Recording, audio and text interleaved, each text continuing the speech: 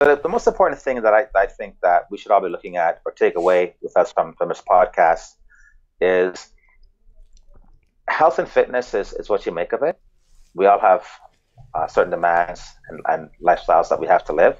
But as you can see from just us speaking openly, there are a lot of options that we can take advantage of to get ourselves in a better place or just to feel better. So it's not always about going to the gym because then you're not ready to do that. But at least being aware of what we're eating day to day is wellness inclined and it's a good start. Welcome to the GTA Advisors Podcast. We interview Greater Toronto Area business owners, entrepreneurs, and thought leaders. Our goal is to bring Greater Toronto Area residents the best advice from our community's brightest minds. Now, here's your host, author, entrepreneur, and real estate innovator, Robert Caruso.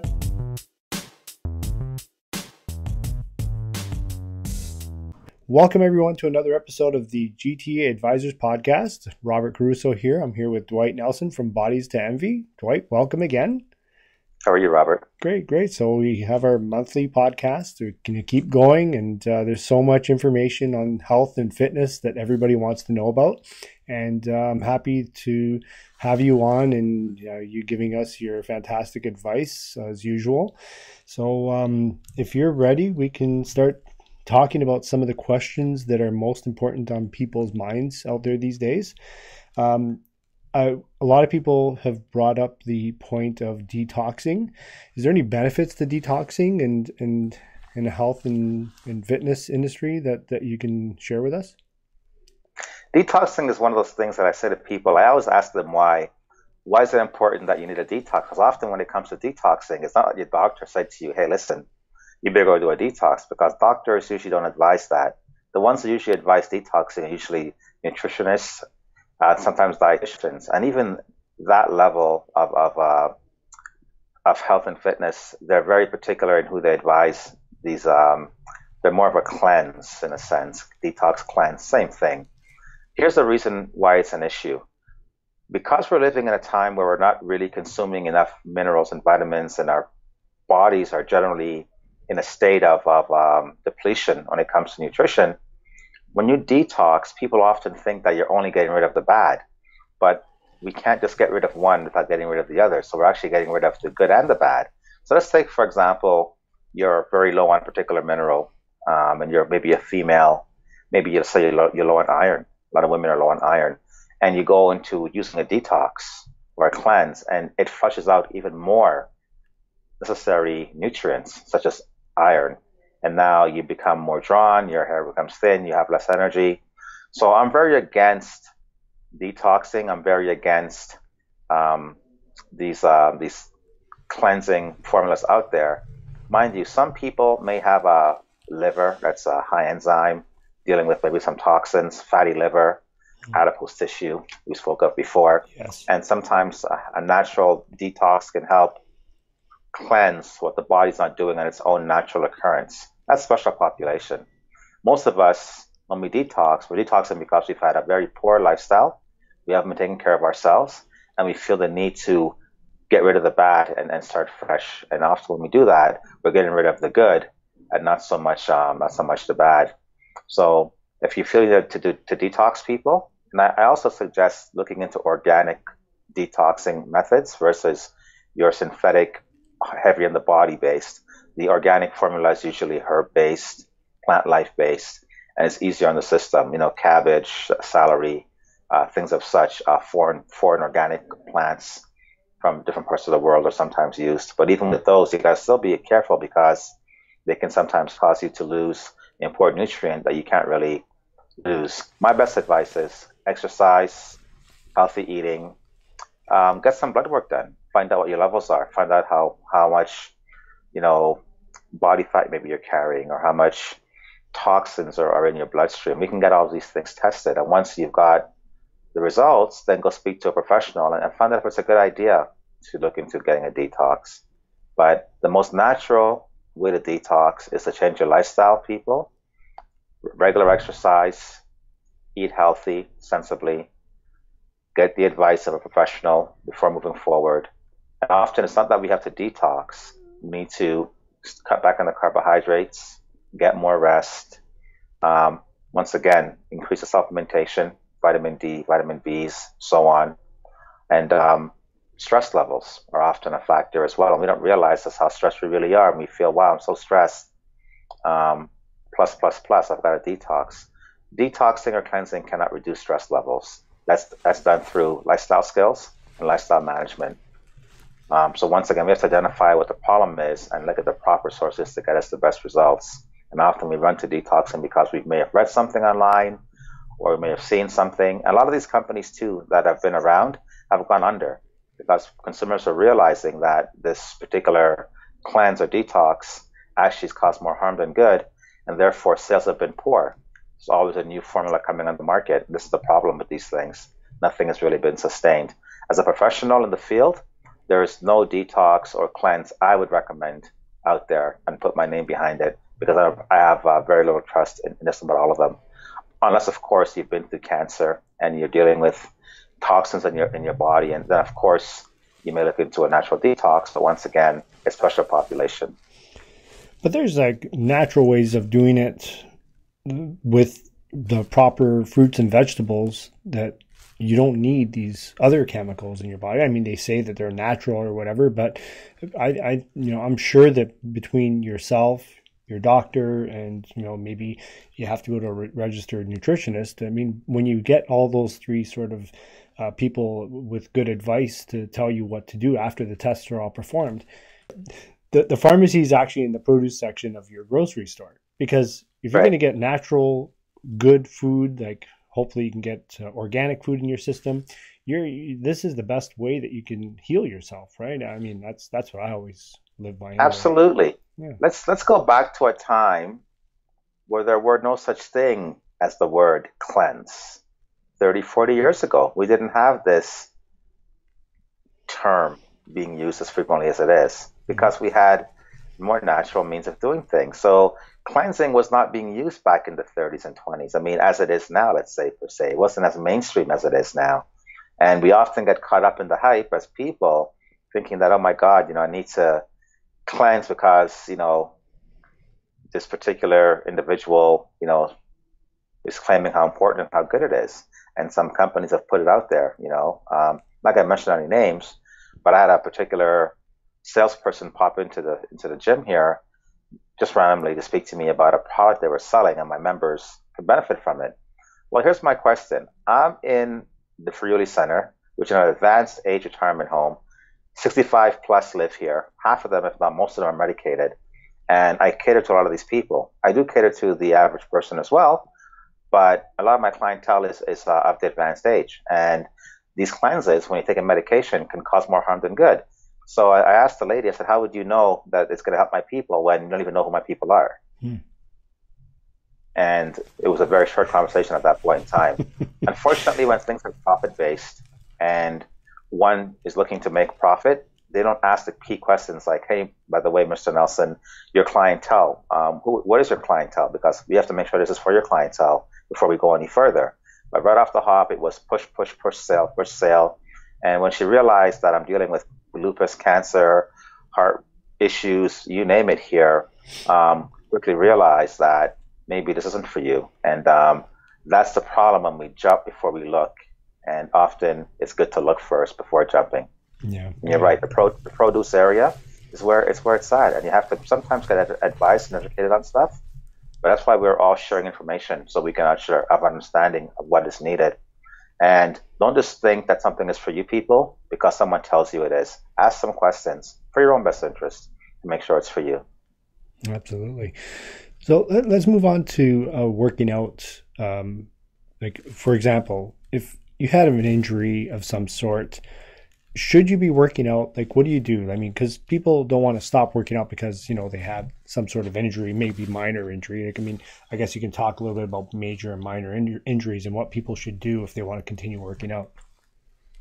Injuries are something that are going to happen to us regardless throughout life. We get hurt usually at home. That's the most common place to take an injury, believe it or not. People think, oh my God, the gym, I don't want to get hurt in the gym. You can get hurt in the gym, but the odds are you're going to get hurt at home. Why? Because you're more comfortable at home. You're less likely to be conscious of your surroundings because of your environment that you're in. Where at the gym, you're conscious because you're in an environment where you can be hurt, and you're more likely not to do something that causes an injury. This is the fact. Mm-hmm. When it comes to injuries that we've sustained, which are, we're going to look at minor, we're going to look at major. What's a minor injury? You're in the garden, you strained your back is very stiff. Maybe it's been a week back before that. Often what happens is you either have to find some method, which is either massage therapy, rest, or sometimes exercise. So when we do have these minor strains allow us to still be active, to still be functional, to perform our duties, but on a limited basis. We're not going to a rehab center. We're not getting anything worked on. There is no ultrasound being done to regenerate tissue. It's like you've got a bad back that's been nagging you for the longest time. Mm-hmm. And you have your good and your bad days. And I'm sure activity, and you work out regularly as well. I'm sure certain activities that you do not affect you as other activities do when it comes to your back. And you know how to remedy it when it does become a problem. So that's working with minor injuries. And you can still be active, but let's learn how to work with them and cope with them and allow for us to be functional. In other words, I've had people come in here with bad knees and identified, well, the treadmill is bad, can't do certain movements when it comes to bending and so on. So let's find what works for you, and you're evaluated. So get evaluated, find out what you can do, and that way you can be more functional in day-to-day life. It doesn't have to be just for exercising. If you don't want to exercise, that's up to you. But at least find out how to cope with your strains and pulls generally to make life a little bit more comfortable, because it is about the quality of life. So absolutely get the right advice. That's the very first thing to do, is get the advice about how major or how minor that injury is, and then sort of go from there, and then sort of slowly work into what you need to do, right? Exactly. And let's take the scenario of the person that wants to get active. The person that wants to get active, they have their fear because they've got issues that are pressing. Sit down with a professional. And then you have major injuries, breaks, dislocations, sciatica. These are more chronic conditions. These are conditions that are more medically inclined, where you have to seek the help of your health professional when it comes to doctors and so on. And once you do begin to heal, because we all heal, then you can, doesn't mean it's going to be gone, but it means that you're not able to be functional and get back into some kind of a regimen. And at that point in time, you'd sit down with a trainer or a physiotherapist, exercise specialist, and once again, find out what you can do to better yourself further. Yeah, perfect. Let's get into dieting. I know we've talked a lot about food and what's good and what's bad, but you've been asked if dieting is a good idea or not.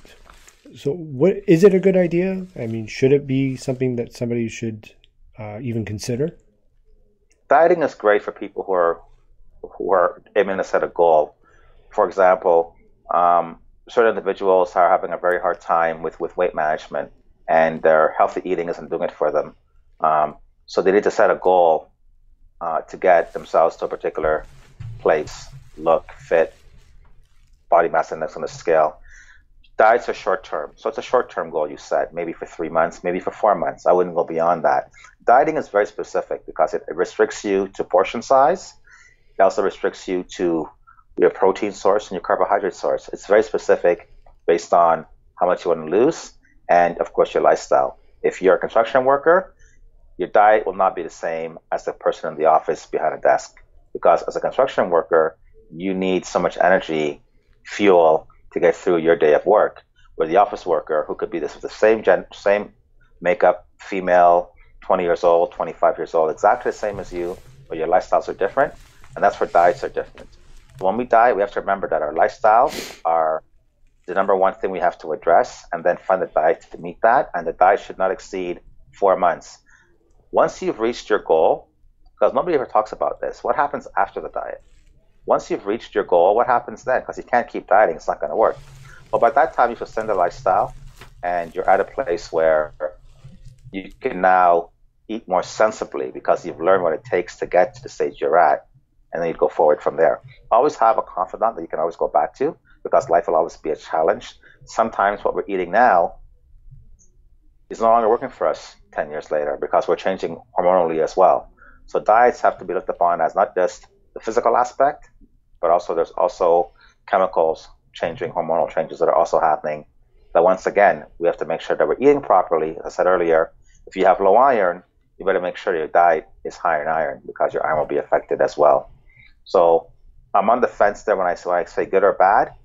Certain people, maybe from an obese situation that are chronically dealing with a very bad case, may need to diet for a little while. And then once they get to a certain number, the healthy lifestyle, which inevitably is what we all want, comes into play. Mm-hmm. So obviously, yeah, like you said, right after the diet, you have to eat sensibly. If you're not eating the way you're supposed to eat, and you're just, what you did is kind of a waste of time, right? It's actually worse for you, right? You better believe it. Yeah. Many people, we've all seen it. We spoke about The Biggest Loser recently. Why have all these people, after losing several hundred pounds, have gone back the other way? They've learned what they have to do, but did they really learn? They didn't really learn. They were put in an environment that was restricted. They weren't taught the lifestyle tools they needed to go on. And here we are putting back on the pounds, which is even more unhealthy than it was before the fact. You're better off being an overweight person and not losing the weight than being an overweight person and losing the weight and putting it back on again, because the effect on the heart and the effects on the blood and blood pressure are traumatic. So once you get there, have a game plan, because you want to stay where you are the best you can. Mm-hmm. So you obviously do a lot of competitions. You regularly enter competitions. What happens after you do competition? Because, I mean, obviously you have to do a lot to get to the competition. You have to, I mean, I remember you sent this video of a woman who competed, and it was a before and after, and she was talking, okay, so if you guys are thinking this is my before picture, it's really the after picture, and this is the real way that I have to learn. This is the healthy me, right? So anyway, maybe you can explain a little bit about what you have to do to get to the competition, and then afterwards, what happens after, because that's probably a very important piece of just like dieting, right? And once you get to that point, you have to keep it up somehow, right? No one talks about that. Everybody talks about just, getting on this horse, but eventually the horse has to stop for water. You got to get off that horse and maybe walk a bit, So when preparing for competitions, once again, it's first of all, for every athlete on stage, 10 did not make it. That's the general consensus going into competition. So if there's supposed to be 20 athletes up there, half did not make it because the dieting got them. Many can't do the dieting for the 6 months, the 4 months for a show. Contest prep is nothing but dieting. There is no healthy eating involved here. You're going to extremes, and your body's going to go through a shock. That's why you see these dramatic shifts in people's development, i.e., the lady you just spoke of.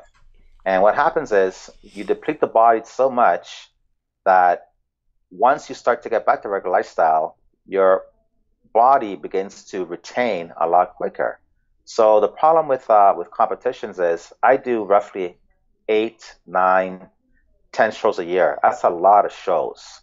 The average athlete who competes may do 3 shows a year. An athlete doing 4 shows a year, that's a pretty active athlete. Most can't continue that for very long. So each time you compete, you have to go through this dieting process, which is why, let's say you have 12 months out of the contest year. The contest season runs from March to November. It runs to December here in Toronto. So between March and December of that same year, if you compete 4 times and your diet is roughly 3 to 4 months, do the math. And you have to give the body a chance to recover every time. And that's why when people compete, they get off their diet, and then we get the after-show blues. The after-show blues is you've worked so hard, you've made this contest your primary focus, nothing else mattered. People have divorced going through contest prep because one or the other involved in a relationship couldn't handle the stress that came with the dieting and the mood changes and so on. So a lot of times, it's a lot of pressure outside of this dieting being put on an individual. And once the show is over, you may have your trophy, you may not. But you begin to gain weight, there is no longer a focus, and depression sets in. And you can Google search this. It's called the after-show blues. People have committed suicide. People have done many extreme things just because they aren't able to cope with the condition after the fact. It's very scary.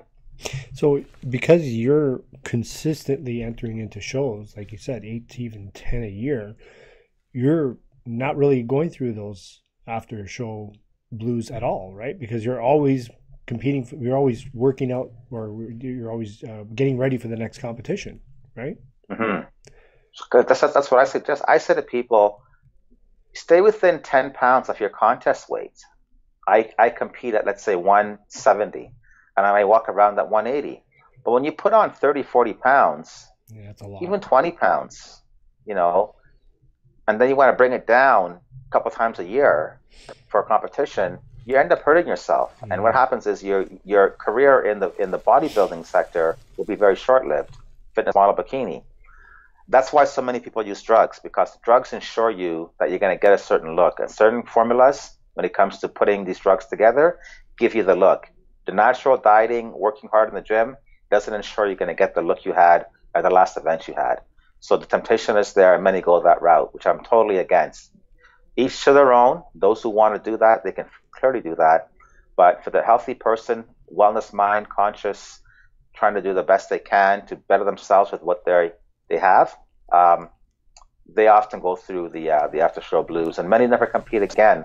So I, for example, keep myself within 5 pounds, maybe 8 pounds of contest weight, and that's how I do it. This way I'm able to get on stage, do my event, maybe put on a few pounds, but sustain. It's a lot of work. You're working out quite a bit, and you're eating quite sensibly as well. But I think it's the better route, the healthier route. Longevity is the name of the game. I want to be doing this when I'm in my 70s and 80s. So definitely keeping your numbers in check. Speak to somebody who's got a mindset of such, and if you think about it, it makes sense. There's no money in competitions. There really isn't. Many people don't like me saying that, but there isn't. You compete, it costs about $2,000 on average to do a show. That's lowballing it. I pay about $2,200 per show, times that by 8 or 10 shows a year. Athletes who are listening to me speak at this time will say, Dwight, guess what? I'm paying like $3,000 a show. So it really comes down to your contest prep. My prep's not very expensive, but it's still $2,000 out the door for something that's given me maybe a trophy. And for me, the advertising is a big part of it. Many athletes compete, they get the trophy, 10 months, 5 months, 3 months later. It was all for nothing to some of them, and it's really interesting. Know why you want to compete and make it a point while you're doing it. You're looking to change that. Most definitely. Yeah. So do you want to get into that at this time? Sure. Yeah. Sure. So talk about your plan and what you want to do in your industry. Mm-hmm.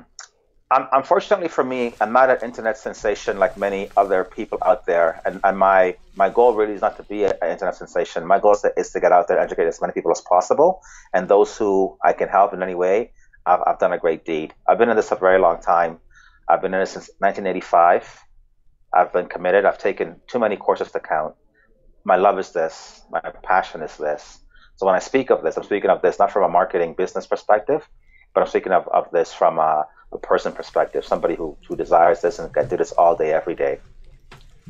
Over the course of the last 32 years in the field, I've seen fitness federations come up and go down. And at one time, it was really all about health and wellness and fitness.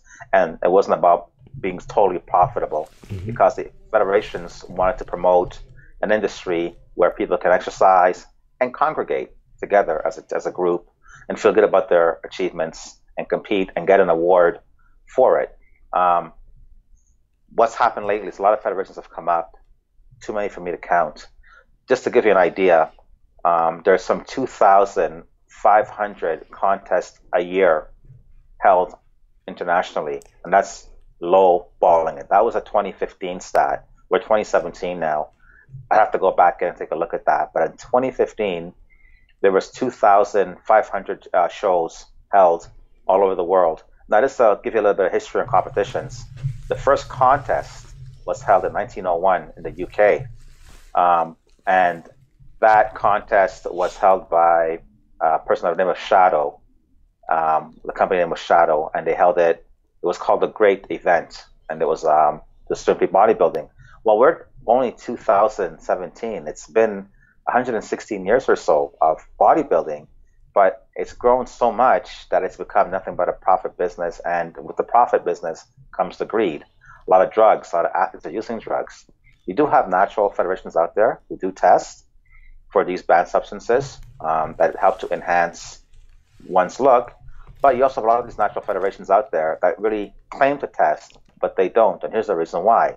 They may take your urine sample, but because each sample costs about $250 to get tested, your show may have 60 people, 70 people, 100 people. So you can't test all those people. So clearly people get through the cracks. Now, mind you, in every league, we're going to have people that are going to cheat and they're going to get away. So even in professional sports, you always hear about athletes being caught years later because they've held on to their samples, and as technology changes, they're finding these Lance Armstrong, to name a few. So if people at that level are able to get away with it, then it's a tier system that falls down. I'm creating a federation now. I've actually created it. It's called NIFF, the Natural International Fitness Federation of Canada. The first show is going to be held in April, if not May of 2018. The federation site is currently up. I haven't put it live yet. I'm just fine-tuning it. But it's a drug-free, truly drug-free federation. I'm going to be doing a urine test and the urine test will be utilized for the top placings. We're giving away money as well. We're the first federation to actually give money out as prizes, and we're also giving out jewelry as prizes. So the top three, which no federation does, the only people who can compete for prize money are pros. Pros are maybe in a given show, you may have, in an open show, you may have 5 or 6, maybe 15 pros, and maybe 70 of them aren't. So why are the other 70 not being offered financial rewards for their placings, but the pro athletes are? I mean, the open and the amateur athletes have worked just as hard to be there. So why are they not being offered the opportunity to win some prize money? Because if you want the athletes to come back better, it's all about coming back better.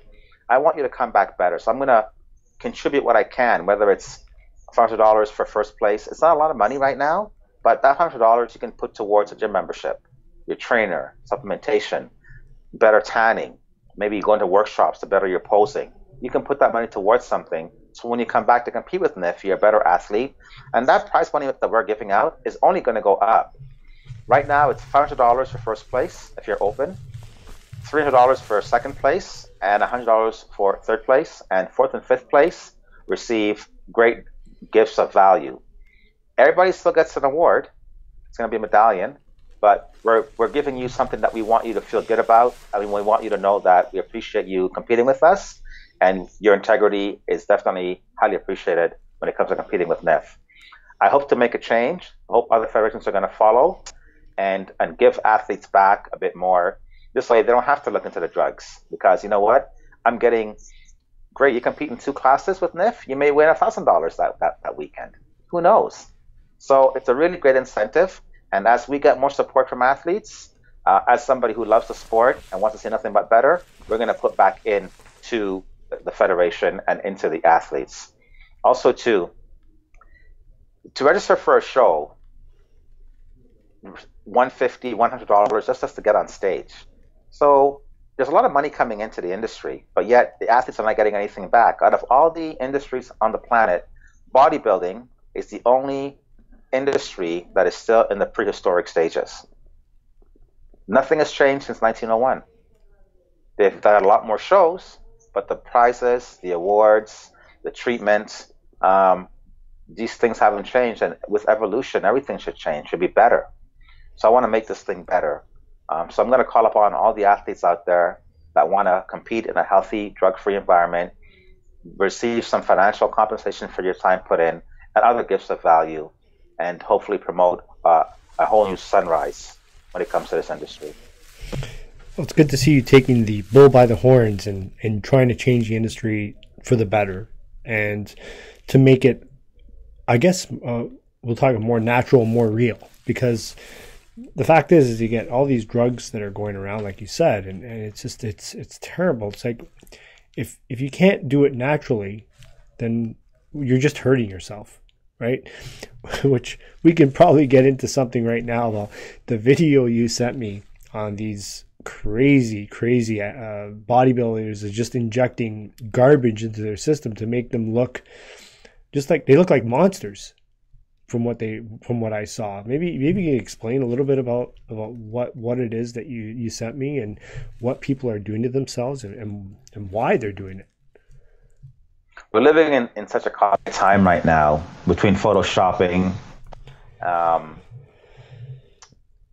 People want to have this image. They want to perceive this godly look almost. And often these are people who are dealing with self-esteem issues. If you have to make everybody know how big you are by using drugs such as synthol, then you may have to talk to somebody else, like a psychiatrist or somebody who could maybe bring you down to terms and find out why we're doing these things. Because what you're doing is you're playing Russian roulette. And drugs are everywhere, just like your recreational drugs are everywhere. It's no different. But steroids in the environment that we live in, because we have the money over here and we can afford to buy nice things. So if you have a nice car, you can easily, put money towards drugs so you can look really good driving that nice car. And it's becoming an epidemic, and it's pretty scary. I've stopped going to funerals. I've lost a lot of associates over the years. What's happening now is drugs have been in the sport for a very long time, and it's taken 20, 30 years. These bodybuilders who have been taking the drugs now are that much older, and they're all seeing the effects of the usage. Many have spoken openly.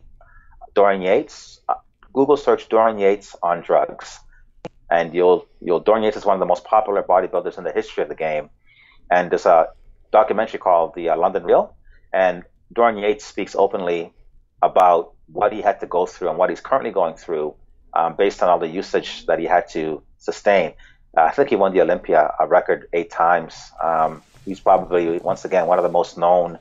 I would even give him more, he's more recognized than Arnold Schwarzenegger when it comes to the bodybuilding circle. So everyone knows who Schwarzenegger is, but he was back in the day. Dorian Yates was your more current bodybuilder who actually changed the overall look of bodybuilding, this massive blocky look. People want this image, and they don't care what the trade-off's going to be tomorrow. I had one person say to me, you know what? Yeah, I use, but by the time I get sick, they'll have a cure for my sickness. So this is like the concept a lot of people are walking around with, Wow. And drugs are in the high schools as well, and they're just everywhere. So I'm trying to really just put a handle on it and let people know short train naturally takes a lot longer to get the results, but it's a lifestyle. There's no race, there's no plane to catch, there's no bus to catch, right? So what's the rush? And what's the urgency? It's health and fitness. When you start using the steroids, you've just tossed health, fitness, and wellness out the door. Now it's just whatever happens, happens. I'm hurting my organs, and it's totally opposite of what the goal really should be. And NIFFC Federation I'm speaking of is out there to promote this wellness, quality of life, healthy format. Women's bodybuilding is no longer a recognized federation in the Olympia, which is the biggest show in the world. They've taken away women's bodybuilding because they're saying that the look that women bodybuilders have is no longer aesthetically pleasing, and therefore all these women, a lot of them, who are using these drugs are now sitting around saying, oh my God, like I've been competing my whole life to be in the Olympia, and you've now removed the bodybuilding class. And that's what's happening. So it's really something to see what's happening. So now there's a new federation called the Wings of Strength that holds women's bodybuilding. So at one time you'd have 10, 15, 20 women bodybuilders on stage. This weekend, as we speak today, is a Toronto Super Show. I checked the list of women bodybuilders, and there's only 8. This is the big. There is no higher level than this right now, since there's no Olympia. 8 women bodybuilders, and they're all in their 40s, pretty much. They're going to be done soon too. So it's a trend that's definitely become more knowledgeable, and more people are jumping on it. And that's not just men. A lot of women are also taking these diuretics and these drugs too, because it helps you with a particular look. It may not be the muscle guy walking around. We always like to envision that look when it comes to drugs and steroids, but no, a lot of women who I know, bikini girls, are using a lot of estrogen suppressant, diuretic based things to keep themselves in a certain look. So it's definitely something that's gone viral, and we need to get on top of it. People are dying out there. It's terrible, terrible. Let's change it up a little bit because, I mean, obviously this is a very passionate subject for you, and your new federation is going to be incredible, and I'm sure you're going to have a huge following, and I hope that you can start a new trend and the natural trend, which is the way it should be, just like the way it started. This is the way we should be going from now on. Let's talk about, so obviously cellulite is a big problem. I think women have cellulite problems more than men, obviously, right? Most definitely. Yeah. So what causes it and how do they get rid of it? That's one of those things that if you're born with brown eyes and brown hair, you can dye your hair blonde, you can put on blue contacts, but they're going to still be brown eyes and you're going to still have brown hair. A lot of times, most of the times, it's genetic based. If your mother has it, if your mother's mother has it, odds are you're going to have it as well. Cellulite is generally genetic based. You're born with the genetic genes to display more cellulite than others. Some women are in their 60s. You can't see anything whatsoever. Some are in their 20s, teenagers even, and there it is. So the best way to mask it, because you really cannot remove it, you can't get rid of it. It's there, it's there. The best way to mask it is through spray tans, natural sun tanning does it, vitamin E does it as well, like a nice vitamin E oil you would apply to the area, and you can change the coloration of it, of such. And of course, the tighter your skin is, the less visible cellulite will be. And what I mean by that is, if you exercise weight bearing, it has to be weight bearing. Cardiovascular, running on a treadmill will not do it. You have to tighten your skin. And the only way to tighten your skin is through resistance training. And as you resistance train, as your lean muscle becomes more visible, then your skin around that muscle tightens, and the cellulite distributed particles in that skin particular area will also flatten out. So I see it a lot with the girls here when they prepare for contests, or just from simply just weight training for all these years, where a lot of them have been able to suppress the look to some degree, and I'm quite happy that it's actually not gone, but at least cosmetically speaking, it's a lot more pleasing for the individual. Mm. All these cellulite creams and everything out there, if there was one that worked, you and I'd be hearing about it on the Oprah Winfrey Show right now. Mm-hmm. None of these creams and methods I have seen work. These wraps and everything else, no. It's usually, a lot of it's also based on dehydration as well. If you're too low on water, this also can aid in cellulite acquisition as well. But generally speaking, it is genetic based, and you can mask it. You can help to preserve the look, but you cannot get rid of it. It's not humanly possible at this time, anyways. I know that we're running down the questions that people have asked you on Facebook, personally, people you train. One of the other questions that I think you get on a regular basis is, how many calories should a person be consuming? Obviously, women are different than men, so, and even, weight class and, body types or whatever, but is there any kind of general guideline that you can use when you're talking about calories? Once again, because calories are the fuel for the car. If you're driving a 3-cylinder, 4-cylinder vehicle, that car will need less fuel to be efficient. But if you're driving an SUV, it's going to require more fuel to be efficient. So it all comes down to the demand of the individual, or the demand of the machine, that determines how much juice, food, calories is needed. The best way to find out what you need when it comes to caloric expenditure is to sit down with a professional and explain your lifestyle. We do assessments here, so I ask a lot of questions. What do you do? What are your demands, and so on. And then I base that based on your height, your weight, your overall commitments, and you're also exercising as well. When you begin to exercise, you actually need a lot more calories. People who exercise cut back on calories often, and you shouldn't be, because those calories are going to help you drop the body weight, feel energized, and be able to see better results. But why would somebody who's exercising, unless you're preparing for a competition, special population, or unless you're dealing with a chronic condition, special population? But the majority of us, when we begin to cut back calories, we hurt ourselves. We lose muscle. We're supposed to build muscle. When you see a bodybuilder out there walking around, he may weigh 270, but on stage he's 240. He's lost muscle. So, and with muscle loss, sometimes there's bone density loss. So when you pull calories out, these are the things that happen. So for an individual that is looking to be healthy, find out how much calories you need. I had a gentleman here that was 380 pounds, and he was eating under 2,000 calories a day and gaining weight like crazy. When you cut back your calories, you can often gain weight too. Your body begins to store everything you consume. So the more you cut back, the more you may see a weight gain. It often happens. The bodybuilders, what they do is, although they're cutting back on their calories, they're also cutting back on a lot of other things as well, and they're monitoring themselves on a regular basis. Once again, a lot of times it's not all food-based. There's other things they're taking to get their numbers down. But the average person, the regular person who cuts back on calories because they think they should, read an article, a friend of theirs lost a lot of weight doing whatever, we think it's for us, when really that person may have had a trainer. They may have had a nutritionist sit down with them. They know all the specs, so they can tell them exactly what they need. Their lifestyle is different than your lifestyle is. And that's the problem. So we need to know what we need as an individual, because it's all specific on our overall lifestyles and demands that we have to follow. So there really is no set number, male or female, when it comes to that. At one time, we had this general consensus way of saying, okay, we should all consume 2,000 calories a day. Well, how can that be when you may need 3,000, because you're going to have to go up that stairwell with that ladder several times and get that lighting done. So it really comes down to your demand. Yeah.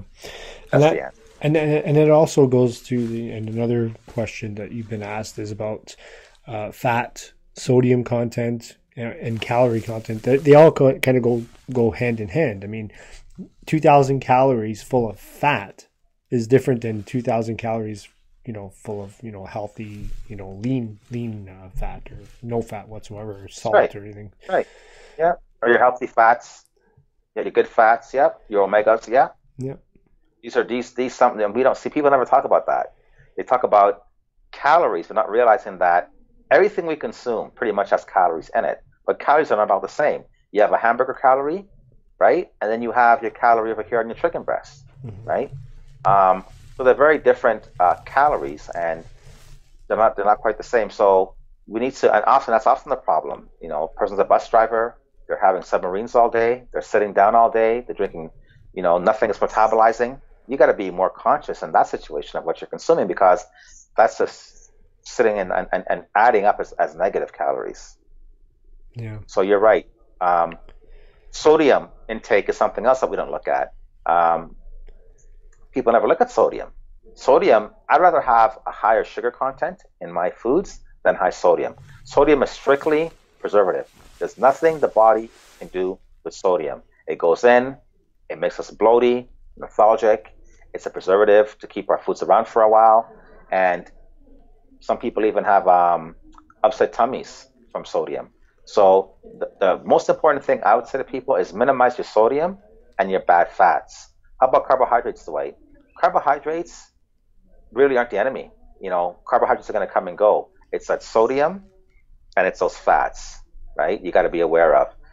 If you're cutting back on sodium and you're cutting back on your fats, the odds are your carbohydrate intake will also be cut back as well, because you find some of your highest concentrations of sodium and fats in a lot of these high carb-based foods. So by pulling out these foods, you've now removed the sodium and the fats, and you're not eating much healthier.